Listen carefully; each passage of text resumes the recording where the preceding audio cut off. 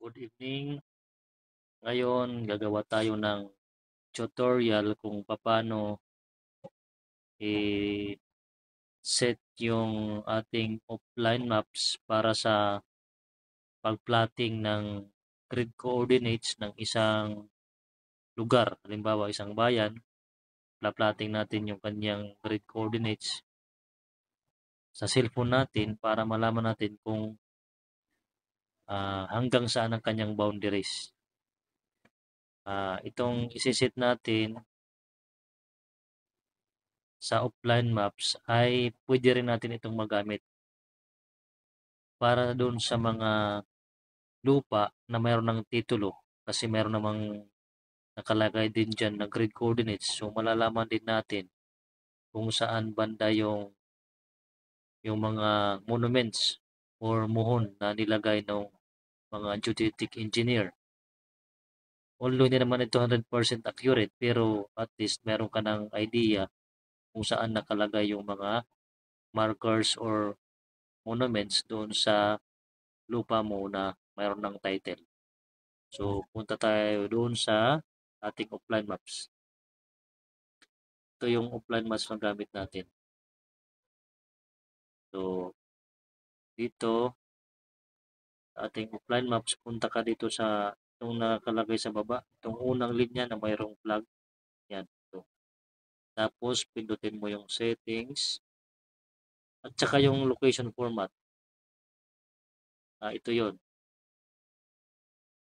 Piliin mo itong latitude, longitude, may close parenthesis na deg, min, and sec. Saka,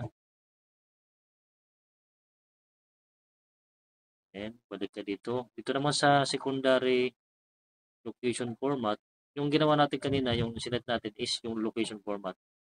Pero meron pa siyang secondary location format. So, ikaw nang mamili kung anong gusto mo. Pwede ka dito sa MTRS, sa UTM, bahala ka lang saan ang gusto mo. Dito naman sa iba, pwede mo nang baguhin yun kung anong gusto mo. Ito sa ito, meron yan dito nakalagay. Pero dito sa current home heading display saka current course display, yung pinili ko yung arrow kasi importante din ito kung magna-navigate ka na, kung malalaman mo kung saan ka patungo. So, piliin mo yung arrow or line. Akin, dito rin sa isa, sa current heading display, yung pinili ko naman dito yung line. Kanina arrow pinili ko. Pwede rin field of view, pwede rin line. Saka dito sa ito, importante din to, itong sa options ng compass. Dapat itong rotate, sa rotate na map, pwede mo ring checkan o hindi. Pero sa akin, hindi ko na i-chinik yan kay nalilito ako kung saan talaga yung north. So, hindi ko chinikan yan. Pero pag chinikan mo yan, magro-rotate yung mapa mo. Kung gagalaw mo yan, magro-rotate siya. Hindi ko na, yan. So, nasit na natin yung ating plan maps. Ngayon naman, kung gusto na nating mag-plotting sa ating grid coordinates, ito yon. Ito yung sample ng grid coordinates ng isang bayan. Nakikita nyo? 22 na yan,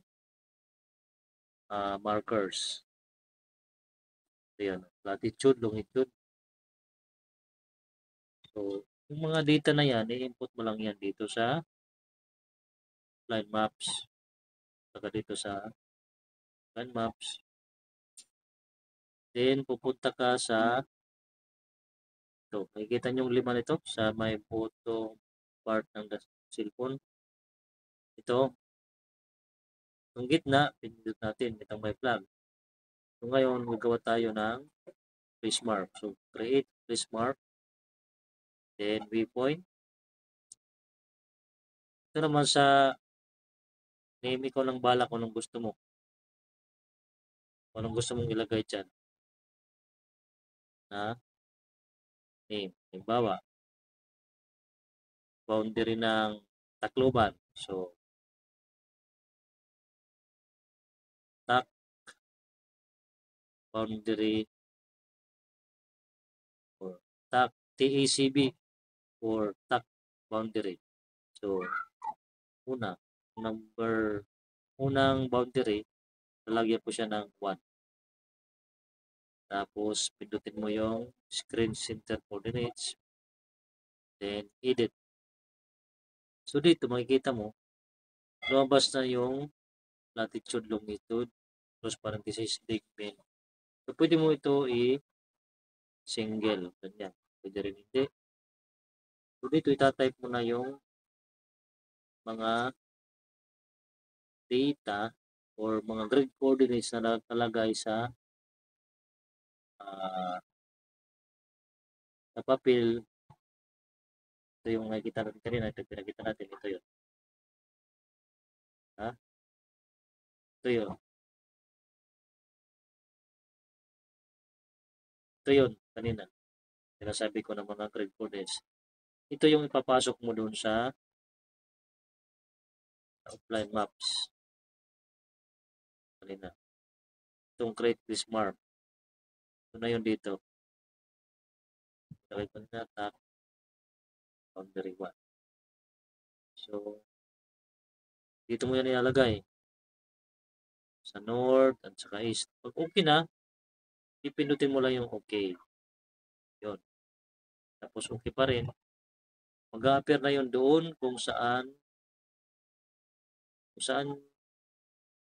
mag-appear, kung saan siya pupunta base doon sa grid coordinates na ilagay mo. So, madali lang. Thank you.